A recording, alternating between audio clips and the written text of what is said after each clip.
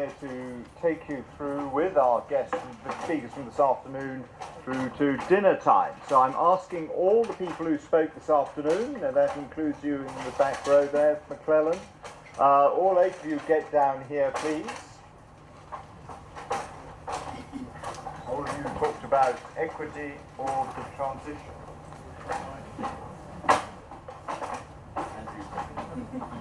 Okay.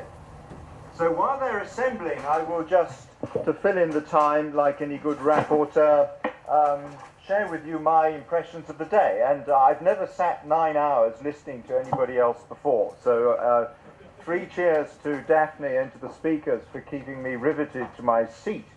And we've gone through 3 types of sustainable energy transition challenges. The low carbon challenge, the energy access, energy poverty challenge, and I suppose the technology policy issue that was particularly focused on in nuclear. And these 3 things are clearly all interacting with each other.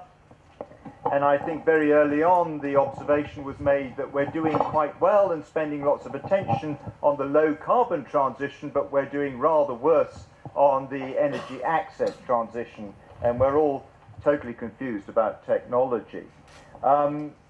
There's a huge diversity depending on where you are, which country you're in, which city you're in the nature of the challenge, the required policy response, the actual policy, and actually what happens. And the city example from China I thought was brilliant. 2 cities that should have had similar responses, completely different, which of course takes us to the context. And for those of you who were in the sort of nuclear debate last night, context, societal values and norms, institutional context, economic, financial context, and I'm glad the geographers reminded us of spatial and physical context too. So context, very important. And particular themes that came out was top-down versus bottom-up, and I think in nearly all the examples, I think because we happen to work in top-down countries, Singapore, China, Japan, and France, lots of top-down activity with not so much bottom-up. Maybe we needed more Americans and Brits, I don't know, but I leave that open. Transparency, societal participation is actually not only nice, it is actually essential, and particularly in the poverty issue. If you don't know what the people want, you can't deliver it. And I think coming to the energy poverty, it's assessing what's the problem. You know, you can't address a problem if you don't know what it is. And clearly, even with our experts here, we still don't really know what the problem is. But anyway, that's good for academics because we've set a research agenda. So I will now throw the floor open for either big philosophical questions that can be picked up by anybody, or very specific questions from the panel this afternoon, or if there's something this morning when the speakers are still here, throw it open. Big thoughts. What are you going to take away from today? What do you want to push on these people before they disappear? Yes. So one question that has come up a few times but never quite fully answered or only partially answered is this relationship between decarbonization and energy access. And there were both extremes positions have been expressed, whether there were people who think they don't overlap at all, and actually sometimes maybe morally wrong to talk about decarbonization in the context of energy poverty, or whether decarbonization or climate change mitigation is an opportunity to address energy poverty, perhaps, or facilitates forms of innovation that otherwise wouldn't be there. So I think this is a very interesting and somehow polarized debate. Kind of mirrors the 2000s debate up to Copenhagen 2009, with the separation between mitigation and adaptation in a way. Seems to me there's a reproduction of a similar debate. So I would invite the panelists to comment on that. Yeah, maybe you, rather than picking particular examples which we've already heard, maybe you could take a slightly higher view of, you know, how should we think about this problem? Sarah, I'm looking at you because you're nodding your head. Or were you falling asleep? I mean, I think it's a really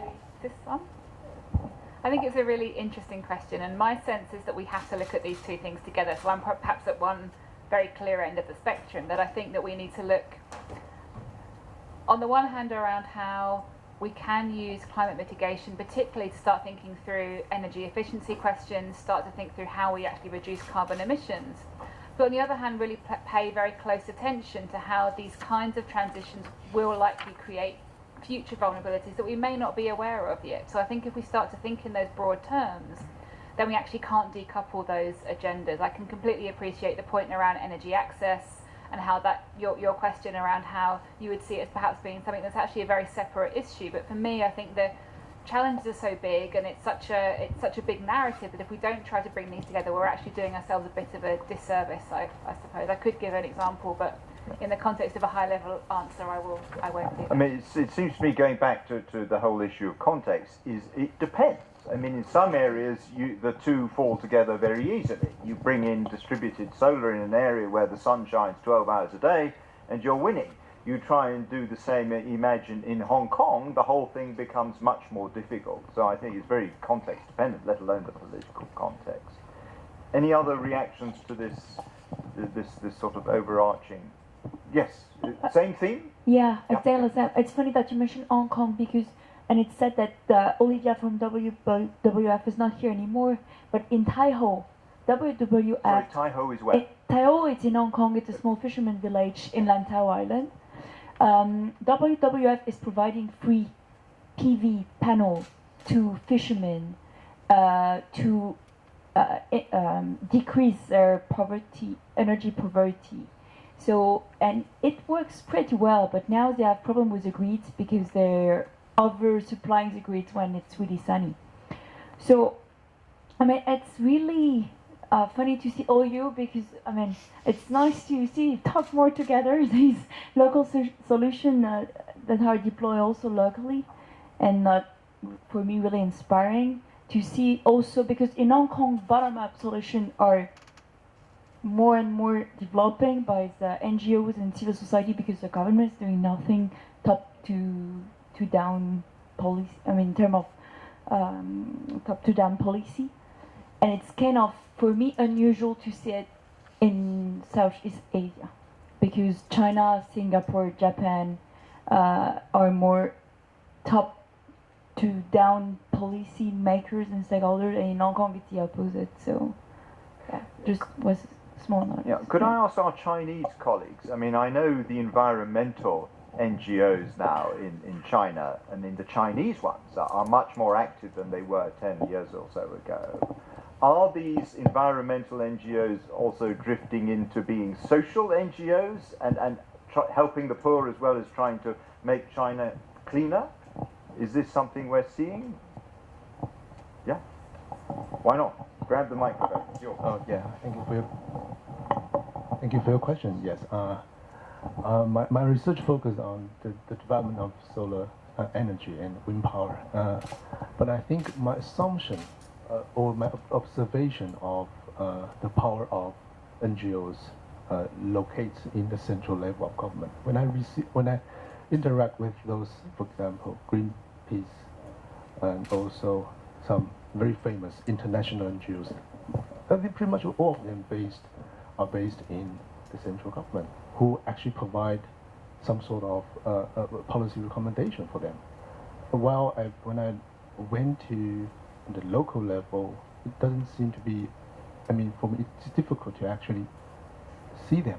That's something that I found, but maybe it's different.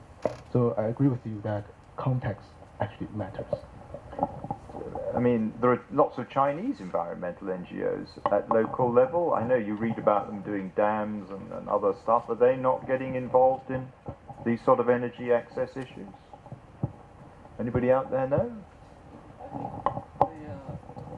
Yeah, there are a lot of, like you said, the multi-level NGO in China focusing on the environmental, especially the air pollution, this kind of issue. But yeah, we really can see this organization over there. But the question to do this interview and to investigate how they make their impact in the policy making or implementation is pretty hard, because they might have some report or some newsletter, but the relation and the link between this kind of report and the adjustment of certain policies quite hard to build up. So I guess this is issues on this NGO in China. And go back to the previous question about how to this energy transition and this energy poverty assets. Actually, there's an kind of an emerging strand. They focus on the just energy transition rather than just transition and the inclusive one. Because when we talk about energy transition, we always say it's transition towards sustainability, right? So what is sustainability? It's not just economical sustainable, it's also social sustainability. So we kind of need to include different stakeholders, which we are kind of ignoring to some point. So yeah, but there are already some research out there working on the just and the inclusive energy transition, as I know it. I'm looking at you, Richard, because I'm thinking I was scribbling at the beginning of the day at the different problems that we're looking at, and I'm thinking, if you look at the elites of the world who govern power, either nationally or internationally, then yeah, we're all concerned about climate change, because even the rich are going to suffer, or our children will. But the powerful are less concerned about the poor, and therefore they don't have the stakeholders banging on the table. And I don't know to what extent this is changing. Are the more powerful actors banging on the table about energy poverty, or is it just a bunch of well-meaning NGOs and academics? So I'll come to your question later. I mean, is this, I'm looking at the energy poverty specialists and energy actors, is this actually rising up the agendas of those other than sort of do-gooding people who would like to save the world? Are the powerful getting interested? So, slightly off topic, off that topic, but somewhat related, is that I think those sort of powerful interests are, and at the same time, particularly in Western democracies, the different ideologies are also either affecting the way transitions will happen, of course. So, for example, I mean, pulling back to Australia, we have, on the one hand, a party that wants to support big business and therefore wants to keep supporting coal. And so they would use the idea of energy poverty as a reason to stay with coal forever, because coal's cheap. We can keep everybody's power bills down. On the other hand, you have the other side that at the same time socially want to support people, but they want to reduce carbon emissions. It's a very fraught area, I think, which is not answering anything. No, but it will vary from country to country. Richard, you were going. Do you want to interject on whatever you were going to say? Yeah. Well, I guess it's somewhat related to, but I missed something from this afternoon. It was very, very rich and very dense, and I learned a lot. But I have a question in mind. I think if we had this conference a few years ago, our agenda and our discussion would have been totally different, and probably we would have talked a lot about privatization, deregulation, competition, service delivery efficiency, and so on. So I was wondering if regulation, and particularly price regulation, still plays a role in access to energy, and if government use that, stick to it, totally renounce to it, if deregulation has increase this inequality of access to energy? And how does that articulate with this new agenda for energy transition? I'm very sure that in the French context it still plays a very important role, and that the government scrutinizes and controls the price of access to electricity, but also the price of gas, the price of oil, as a power purchasing power measure, if not as a poverty alleviation measure. But how does that play in Japan, in Australia, in Hong Kong, and in China? So to what extent are governments reducing subsidies on energy, allowing prices to float, and how is that affecting energy access, energy equity? I mean, Singapore's easy. We pay market price, no subsidies for any, no free lunch, so we can leave Singapore out of this one. Yeah. Okay. In Japan, market liberalization of electricity is now happened from last year, and this year gas price liberalization happened. But even now, regulated prices for low-income people are there, even now. But the government thinks it has to be renounced, or they think. And I did this presentation in the government office. So they consider to renounce or even now need the regulated price only for lowest income group regarding electricity prices.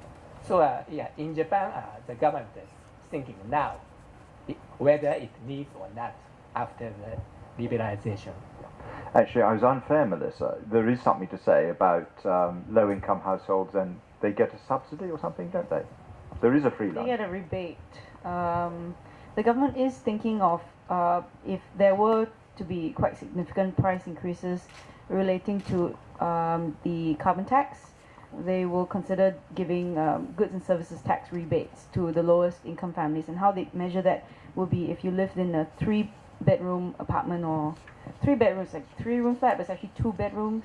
So 2-room flat and below, you get an additional rebate of your income tax or something. But the goods and services tax is just 7%. Yes. Might increase 10. Oh, thank you. Yeah. And when my previous boss tried to get me to Singapore, he said, tax is very low. Tax is very low. Anyway. Australia. Are there subsidies? Australia, I don't think there's. I mean, the subsidies that we have the feed-in tariff for renewables, but for consumers. But no other subsidies at the moment, as far as I'm aware. Yeah. Okay.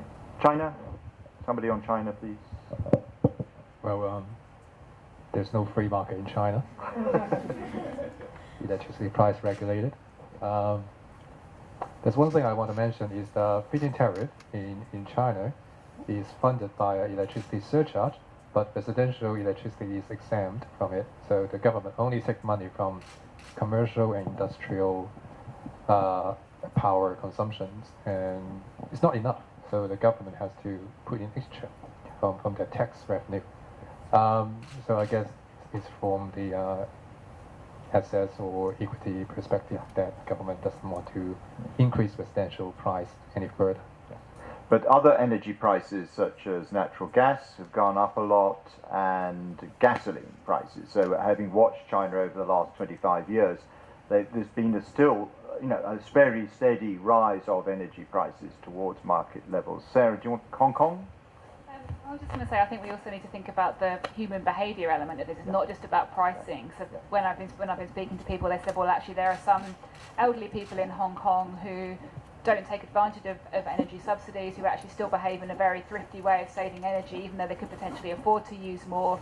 So I think that the whole debate about underconsumption of energy is actually quite a moral and complex issue as well. That's not just directly related to pricing. It's actually much more related to wider structural or cultural factors as well. So I think drawing that into debates about subsidies is a really important factor. Yes, yeah, Leo and I were picking up on, I forget which talk, the Japanese talk, saying that there are lots of people who just don't turn the heating on, and that's energy poverty. You just buy, particularly if you can't buy an extra down jacket. Coming to Southeast Asia, I mean Malaysia and Indonesia, and possibly to a lesser extent Thailand, have taken huge steps to remove their subsidies on gasoline and kerosene. I mean, not least because it was killing the government budget.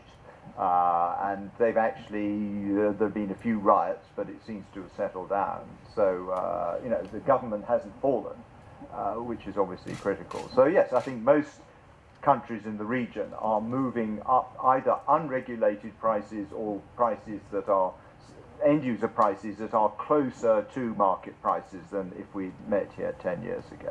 Yes, yes. Leo. Can I just pick up on 2 points, and going back to your point earlier where you were asking about the powerful people care about the poor. So my first question, which is perhaps obviously for one person here, is you said that it was in England where study about energy poverty sort of started. So what was it that caused it to become an issue in England, and how did it now get up to the point that even the Conservative Party are saying that we should have energy caps? And is there anything in there that can then translate across to other countries? And related to that, then to broaden that out, is we've been speaking about top-down and bottom-up, and yes, we've looked at countries which are all top-down, but would anyone here want to say whether they think top-down is more effective or less effective than bottom-up, and what should Asia be seeking to improve bottom-up if that's more effective? And then my second... Is that with respect to all energy governance or just energy access to poverty? Well, I think the bottom-up, top-down is all energy governance. So that's my first question about how we get people in power to care. And my second question is more about China in particular, because the energy transition in China is hugely important, but all my numbers will be wrong, so the China experts can correct me. But I think last year, or 2015, peak demand was about 800 gigawatts. Now, coal capacity alone is 900 gigawatts, and total capacity is well over 1,200, 1,300 or something. So even if all the rivers run dry, the sun never shines, which it doesn't in Beijing, and the wind stops, you don't actually need any of this renewable. So how do you get a transition when you just don't need it? And in fact, where where even the plans to reduce your amount of coal still involve increasing your amount of coal capacity. So how do you get a sustainable transition when there's just so much capacity lying around? I'm going to have to go back to the John Cleese, do you want a 5-minute or a 10-minute argument? But anyway, let's go to the UK. Why does the UK care so much about energy poverty? Where did it come from? So I'm not sure I can give you a completely comprehensive answer, but I think that one of the key factors was that it actually became a public health issue, because I think once you start to draw out questions of illness and mortality and particularly winter deaths, it becomes an issue that's much more than just about energy. It's actually much more about population well-being. And so I think from that trajectory, and there were some very influential activists, so Brendan Borden was one of the key people who really pushed that agenda forward. I think it actually starts to cross sectors, and I think that's a really important factor with questions around energy poverty, that it's not just a question around energy, it's actually a much bigger sectoral issue. So once it starts to affect particularly children, particular older people, particularly through, if we have a couple of weeks of really, really bad weather, it actually starts to become a much bigger issue for media attention. There's been a number of NGO and lobby groups that have really pushed that forward. It's gone, through Parliament, a number of different types of policy interventions. And I think it's because it has that public health dimension more than just being an issue around energy poverty per se. So I'm not sure that covers all of the elements, but I think that's a really big part of that, is pushing it as a health agenda. And I think that the challenge here in Hong Kong, or perhaps in other countries, is that adapting to heat is not going to have such an impact on public health as adapting to cold weather. So it's perhaps a harder agenda to push because it doesn't have the similar mortality statistics as cold weather does. First historical. the winter fuel subsidy goes back decades, does it not? But then we go to Japan, and northern half of Japan is just as cold, if not colder than Britain. I mean, are there winters where scores of people are dying of cold, or are they actually better at managing their temperatures? Yeah, I don't know the exact figure, but yeah, maybe died due to the colder. But I think it's not so no estimate. There is no estimate dying from the energy poverty. I think just death by some disease related to cold. Right. But I mean, that takes us to a sort of sociological, political thing. Is it because maybe either you're better at looking after yourself, either as families, because the family is stronger at supporting the older people and make sure they don't die, or there's another thing that people are dying and your society is not as rebellious as ours and there are not enough people banging on the desk. But I will leave that one. Yes, do, Sarah. Yeah. I should say maybe it's also an issue around then statistics and transparency. And once you start counting these things, you start paying more attention to them. Whereas in Japan, if you're not counting, it's kind of somehow completely hidden off that agenda. Yeah. No. Sorry, just living in Japan. I also have a feeling. I mean, Hokkaido is and the north of Japan is much colder than most of the UK. I also have a sense, at least, that they're very used to the weather going to be cold, and the weather is going to be cold for more than 6 months of the year, and therefore people are used to it. I mean, we did, in the period directly after the earthquake tsunami, you had people dying. There were at least one person died in a car of carbon monoxide poisoning because he had a little coal burner in the car while he was waiting to get gasoline because there were gasoline shortages. But I think that was more a rarity. I mean, you do have, of course, lots of old people dying on their own and not being found for weeks or years. But I think it's a bit rarer. They're maybe a bit more prepared. Okay, we'll park that one for later conversation. So, any of our Chinese colleagues, Xie isn't here, so can answer the question of when you've got more coal-fired power than you need electricity at all, how the hell are we going to get all this wind in and turn all the coal off? Any of our Hong Kong or Chinese specialists? Otherwise I shall have to intervene, and that would be really boring. So are you asking, like China is building lots of new capacity for sure. They're building 100 coal power, and then whatever number of nuclear, and then heaps and heaps of wind farms, solar panels. They just keep building it. If you want to know when are they going to stop doing all that, when are they going to stop? I'm not really asking when are they going to stop, but I'm asking how do you get a transition when you just don't need any of your wind, and you've got massive curtailment of wind. It's up to 45% in some of the provinces. UHV isn't going to help because no one wants to import wind because you want to build your own coal power station, and you still are building your own coal power station.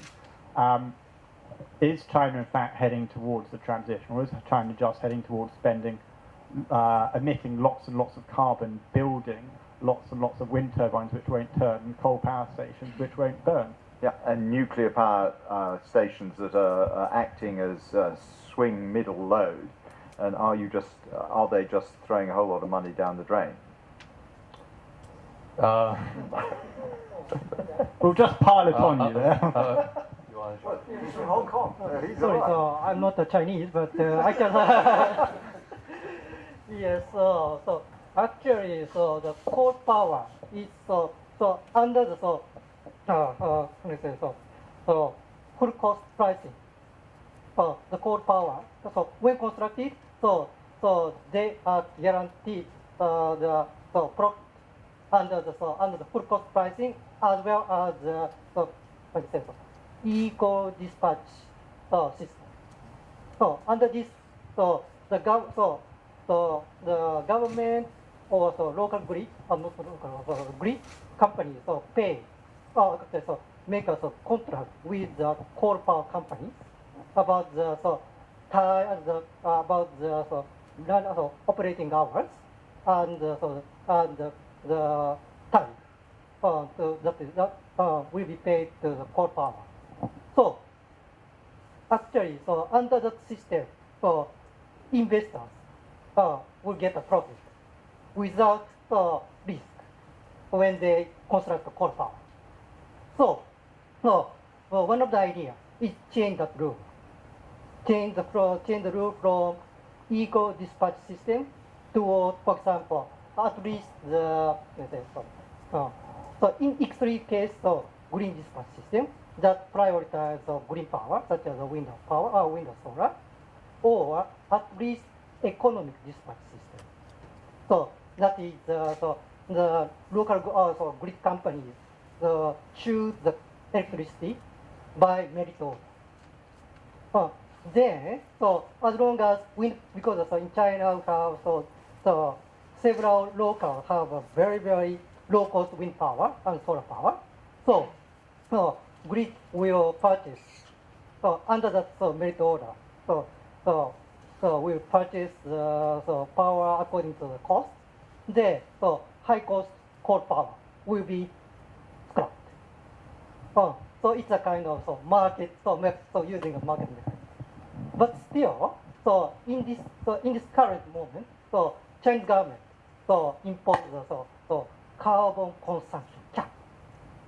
If the central government strictly implement this cap, and the government will reduce or stringent, set a more stringent cap, then any investors cannot construct coal power anymore. That's it. Okay. I just take I'll just add one more thought. I think the fundamental reasons why there's so many things being built in China is because those businessmen are gambling. They are believing that China's economic growth will continue to increase. There will be increase in electricity consumption and whatnot.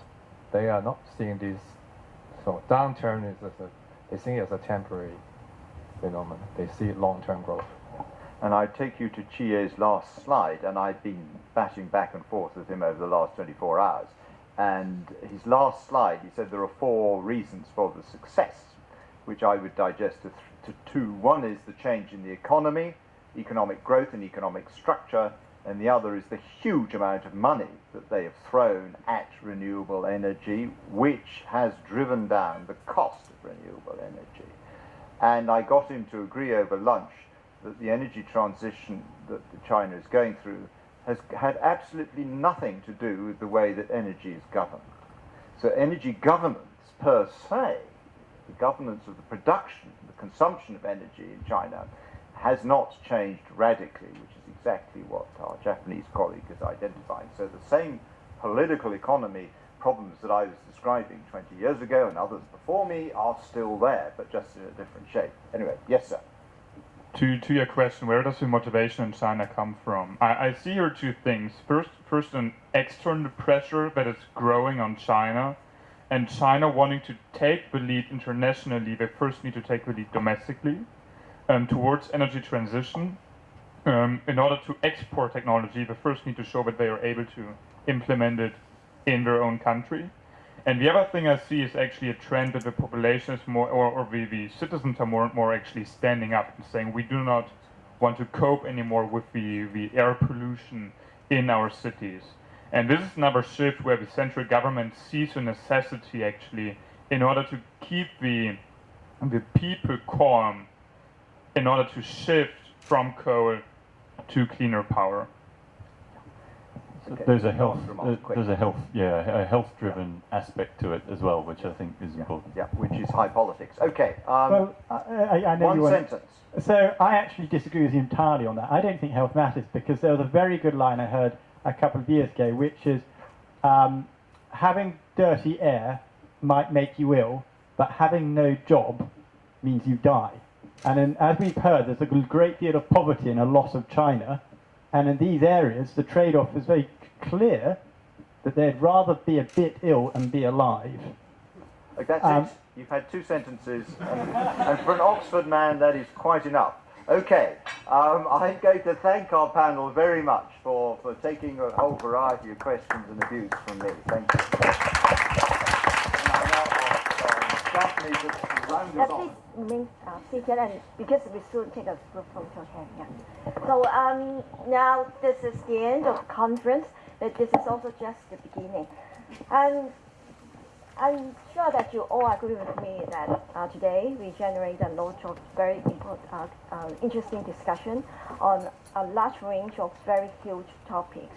And then there are so many different perspectives that our speakers and moderators and participants generated. There are really a wide range of perspectives that we touch upon.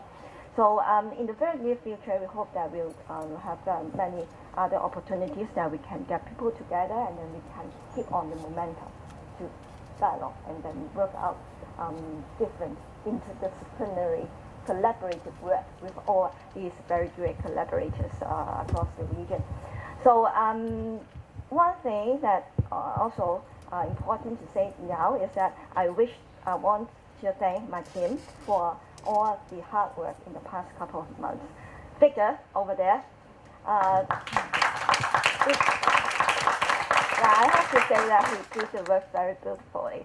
And the sad thing is that he is moving on. He's going to pursue his master degree studies back in Canada. We wish you all the best. It's very good for you. And this is the last main event that he's get involved with our center. With that, we thank you once again. A big thank to you. We also have very good helpers. We have intern Karis. I think she's out there.